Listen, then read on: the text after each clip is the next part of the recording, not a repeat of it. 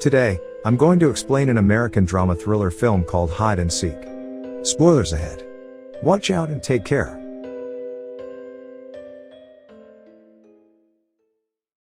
Allison Calloway and her 9-year-old daughter, Emily Calloway, are playing in a park together. Allison's husband and psychologist, Dr. David Calloway, is there too. He watches them play. At night, Allison and Emily play a game of hide and seek.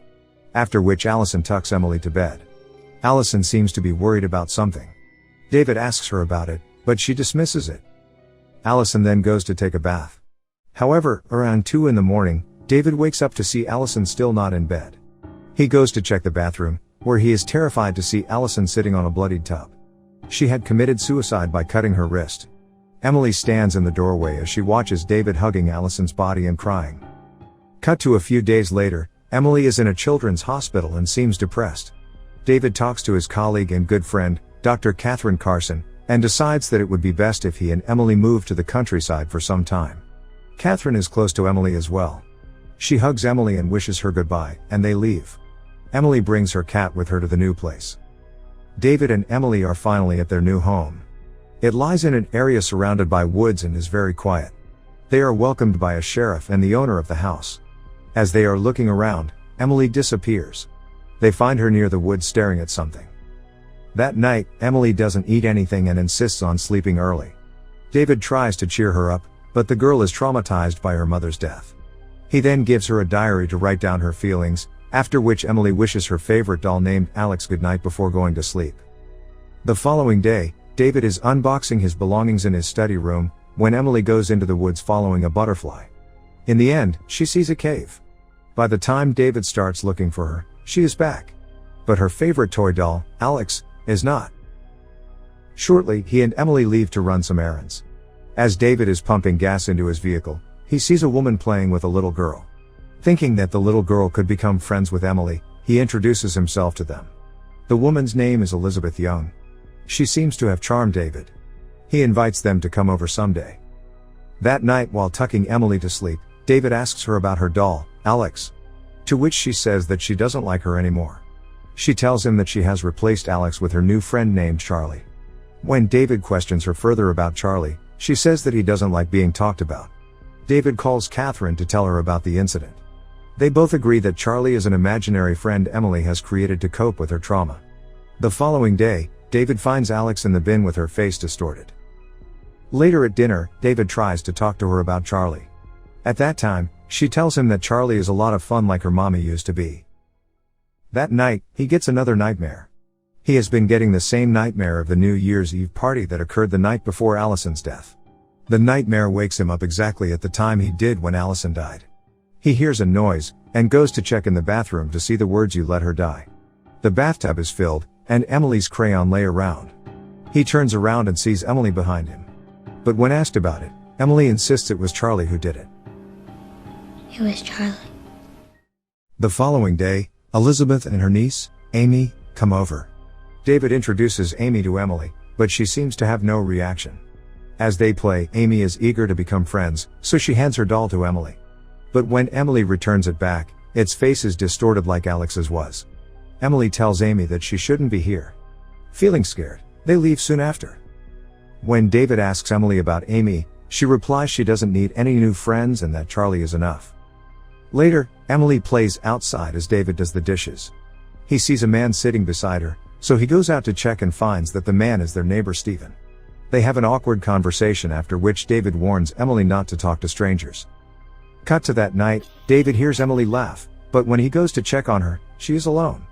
He asks if Charlie is here, but Emily says that he just left through the window. David tries to talk to her about Charlie. But Emily reveals that Charlie doesn't like David. David writes all of this in his journal after putting her to bed. Later, we see Emily play hide and seek with Charlie.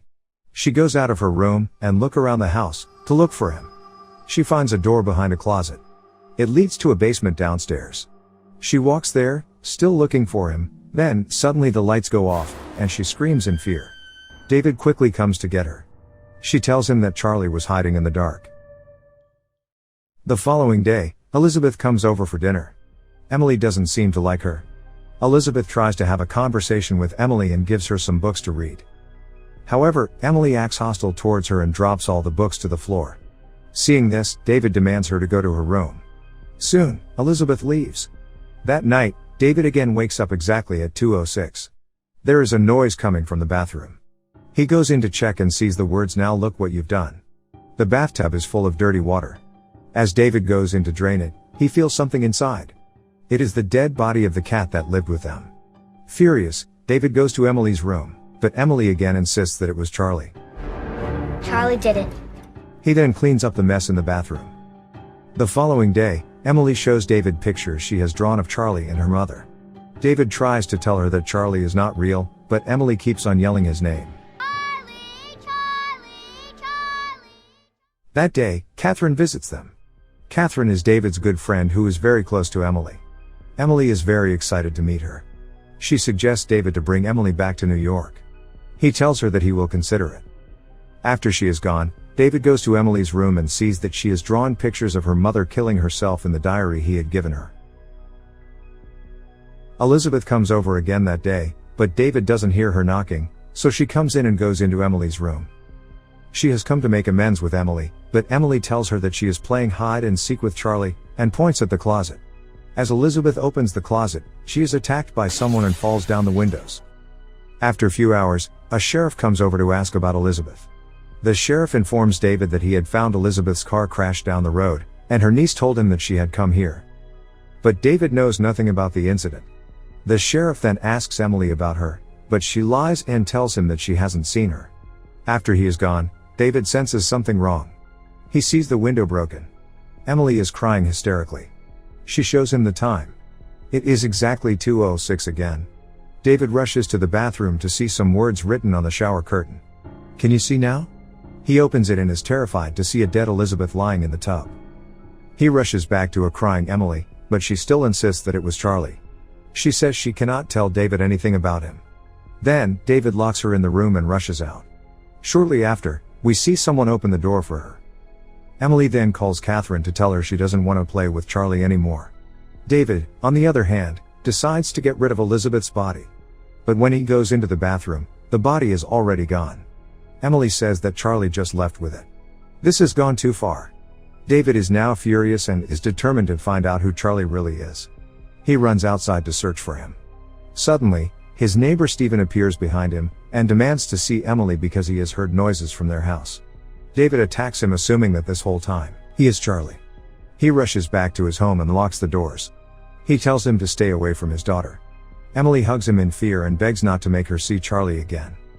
David then walks into his study room, where he is surprised to see that none of the boxes have been opened since they moved here. Even the journals are blank. He is in shock because he has been in the study writing his journal several times after the move. Suddenly, everything comes back to him. We see that the person Emily met at the cave that day was David. He realizes that he has dissociative identity disorder, and Charlie is not imaginary at all. Charlie is David himself. Whenever Charlie would emerge, David would be in his study. He also finally recalls the New Year's Eve party the night before his wife's death. He had caught Allison making out with another guest. Charlie was created as a way to express David's rage so that he could murder his wife, something the docile David was too decent to do. Emily knew the entire time about her father's split personality but did not tell him, because she was unsure which personality murdered her mother until Charlie killed Elizabeth. Every time Charlie comes out, David doesn't remember anything. When David comes to realize this, Charlie's personality completely takes over him. He tells Emily that Daddy is gone. Luckily, the neighbor has called the sheriff, who comes to check on David. He finds Emily in her room when the lights go off. The sheriff goes downstairs to check. However, he is killed by Charlie. Charlie senses that Emily doesn't like him anymore. He starts a game of hide and seek and starts to count. Emily rushes to her room. Just then, Catherine arrives. As she moves down the basement, Charlie appears behind her and pushes her down. He locks her there, where she finds the sheriff's dead body. Emily, on the other hand, locks herself inside her room. Charlie breaks the door open, but Emily has already snuck out through the window and is running away to the woods. She hides in the cave. Catherine takes the sheriff's gun and runs to save Emily. Before Charlie can get to Emily, Catherine reaches the cave as well. But Charlie pretends to be David, and when she lets her guards down, he attacks her again. Emily stops Charlie from killing Catherine by distracting his attention to herself. As Charlie moves closer to kill Emily, Catherine comes in between them and shoots him to death. Cut to a few months later, Emily and Catherine have moved back to New York. They live happily now. The movie ends as the camera zooms into Emily's drawing of herself and Catherine, where she has two faces, suggesting that she might also have two personalities like her father. Now, for the explanation of the movie. It is clear by the end of the movie that David and Charlie are the same person. David has a mental disorder called dissociative identity disorder, which is ironic because David himself is a psychiatrist. When Charlie murdered Allison that night, David was unknown to any of this. Even when they moved houses, Charlie did not go away. Every time Charlie arrives, David is seen in his study room writing or listening to music. But he had never even unboxed his belongings in that room. Even his notebook is empty. This suggests that he hallucinated all of it to avoid coming face to face with his other personality. In the movie, we also see Emily being hostile. She even purposely disfigured the face of Amy's doll. There are three possible reasons. The first reason is that she might do it out of dislike for Amy's aunt, Elizabeth. Second, she might do it in order to frighten Amy into staying away so that Charlie wouldn't hurt her. The third possibility is that Emily was displaying the pathological side of herself. That's my explanation for the movie Hide and Seek. Subscribe for more videos like this, turn on notifications, and leave a like to help the channel out. Thank you for watching.